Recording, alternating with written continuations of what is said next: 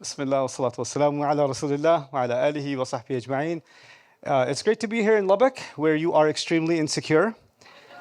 Everyone I've met has said, so how does it feel to be in Lubbock? Is this your first time in Lubbock? Isn't it in the middle of nowhere? Like, why are you so sad? I'm happy to be here. It's okay. Somebody asked me about the skyline in Lubbock, and I told them, I see a lot of sky, not a lot of line, but regardless, inshallah, I had a plan on what to speak with you about tonight, but as I was sitting here and kind of observing you, because what I like to do before I speak is observe the audience, so I was kind of checking you guys out, I decided to change everything I was going to talk about entirely. By the end of it, if I see depressed look on your faces, I'll go back to the more serious subject I was going to talk to you about. But what I do want to talk to you about is something that I was studying for some time, and it's a part of a program that I used to travel around the world with called Story Night, but it's a small part of it. And it has to do with a scene in a story in the Quran. But before I tell you that, or tell you a little bit about it, I want to tell you something very important. Muslim community here, I know some non-Muslims may be in the audience also. The Quran is flooded with stories. The majority of those stories are a retelling of a story that was already in the Bible. Okay, so the majority of the stories in the Quran are not the first time the world was introduced to that story. It's in fact the last time the world is hearing that story. And it's in a sense, the Quran is challenging the story that already existed. And it's saying, you got some of the details off, this is what really happened. Right? So that's what the Quran is doing over and over again. And it's doing that in virtually every story. So one of the coolest studies that's emerged in the last 100 years is a comparison of the stories in the Quran with the stories in the Bible. Detail by detail, like not just the character by character, but detail by detail. And one of those most important stories, actually all of them are super important. I'll give you one tidbit, one small piece from a story that I'm not going to talk about today, but maybe another time when I come back. But I think this is really important because Muslims need to understand that even though we have a lot in common with the faith communities that are Jewish and Christian, we need to also understand what makes us different. And we need to be able to have intelligent conversations with our Jewish and Christian friends about what we have in common and what we don't have in common, especially when it comes to these stories. These stories took up so much space in the Quran that they're actually, like, you know how a building has pillars, right? One of the pillars of the Quran is actually its stories, right? And when the Prophet ﷺ was reciting these stories and he was given these stories, there were people in the audience that were Christians, and there were people in the audience that were Jewish. And when they would hear those familiar names and those familiar places and those familiar events, they'd say, wait a second, we know about that. But that's not how we heard it, right? So there would be a conversation without even being a conversation. It would already start happening in the minds of the audience.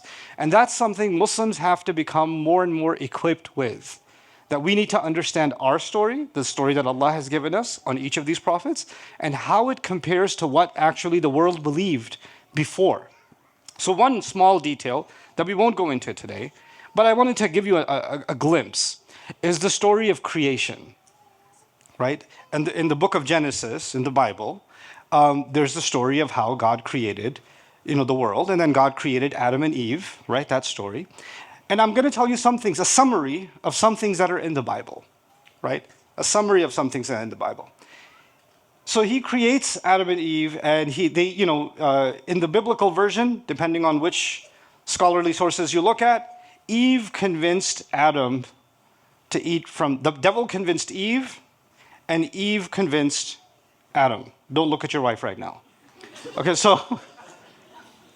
and then, they did the thing, they ate from the tree, and then God was really upset with them, so he stripped them of their clothes, right? And then he was angry with all three of them. Who's the three? The devil, Adam and Eve, right? Adam and Hawa. And he gave each of them a different punishment. So he gave the devil a punishment that he's going to crawl on his belly and he's going to be a serpent, right? That's his punishment.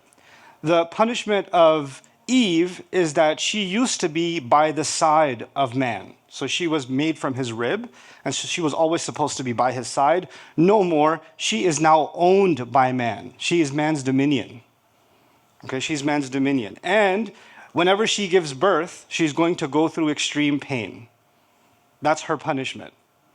And then God turns to Adam and says, well, because you messed up, because of you, there will be death in the world.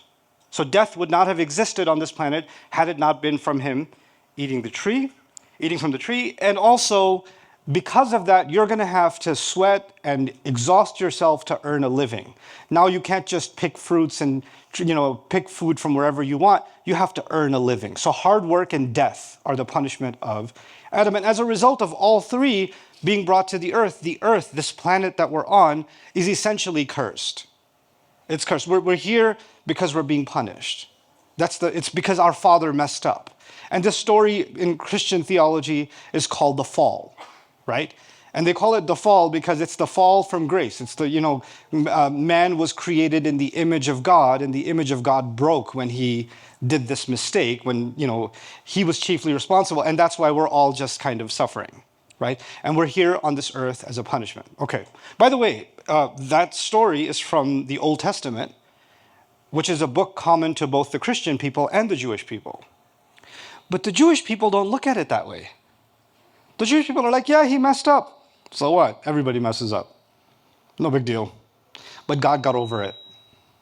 What we learn from that, the Jewish interpretation is completely different. And their idea is, well, he made a mistake, but God got over it because he's too special to God. We're the Israelites. We make mistakes. God gets over it. Yeah, he gets mad at us sometimes, but in the end, he loves us too much. He lets it go. So just like Adam was special to God, the Israelites are also special to God. There was this kind of an interpretation in the Jewish tradition. The Quran comes and tells a totally different story. It wasn't Eve that was convinced. It wasn't a curse to come to the earth. The fact that they ate from the tree and were brought to the earth, actually multiple times in the Quran, before he tells the story, he tells us this world is a place full of blessings and you should be grateful. If he was sending us to a cursed place, which is a prison, and a compensation for a punishment, like a payback, he wouldn't be saying, be grateful for the wonderful place I've put you in. Multiple times in the Quran. So our view is not life on this earth is a curse, and life on this earth is damnation, and life on this earth is death and suffering and all of that stuff. And by the way, because there's so much suffering, we need somebody to get us out of this suffering, right? Because we can't help ourselves, we messed up. That's where Jesus becomes important for the Christian creed, because now we're in suffering. Who's going to deliver us from this suffering? Jesus, right? But Muslims don't have that view. We're not in suffering. We came to this earth, we were put here as a result of that mistake to teach us, look, that's how good the devil is. He'll get you to eat from a tree even if you're in heaven, where you have all access to everything beyond your imagination. You're still going to go after the one thing you're not supposed to. That's how good he is. Now that you understand how the devil works, now you're ready to live on the earth. Now go to the earth. In fact, in the Quran, before Adam and Eve were even created, God told the angels, I've decided to put someone on the earth. I'm putting inni ja'ilun fil ardi khalifa. I'm putting someone who will be left behind on the earth to make choices and be held responsible.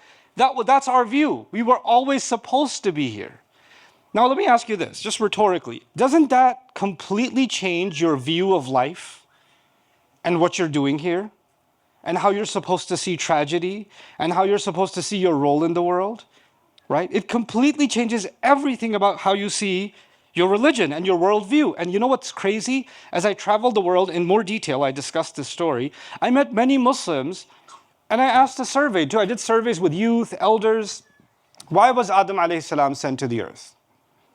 Muslim. I'm not asking Christians, I'm not asking Jews, I'm asking Muslims. Why was Adam sent to the earth? Allah punished him for eating the tree. Common answer among who? Muslims. But that's not the Muslim answer. That's the Christian answer. That's actually the biblical response. That's not the Quran's response. The Quran's giving a very different response to this issue. In fact, it's never described it as a punishment, ever. It's never done that. So what happened to us over time is we didn't realize how much we started borrowing from other traditions when we are interpreting our own book. And that actually happened in our history quite a bit, right? Anyway, that's not the story I wanted to talk to you about. That was just an idea to give you that from the beginning, there are stories. Until we have a careful comparison, we're not really going to understand what is it that Allah is saying and what kind of amazing conversations we can have with people who have many commonalities with us in their faith, but and we don't know that they have that much in common with our faith, right? In fact, one last thing I'll tell you about this: the Bible, the Quran, has more conversations directed at Christians than anybody else, other than the pagan Arabs. The Christians are a special focus in the Quran. They're a special focus. And that's because those stories are so significant to them. Biblical stories are a big space in the Quran. And that was supposed to facilitate conversations between us and them. That's why towards the end of the Quran, Allah told us, when they invite you to eat food with them, go eat with them. And you should invite them over and eat with them too. وَطَعَامُ الَّذِينَ أُوتُوا الْكِتَابَ حِلٌّ لَكُمْ وَطَعَامُكُمْ حِلٌّ لَهُمْ. Go eat with each other. Have these conversations, basically, is what was being told to us. Anyway.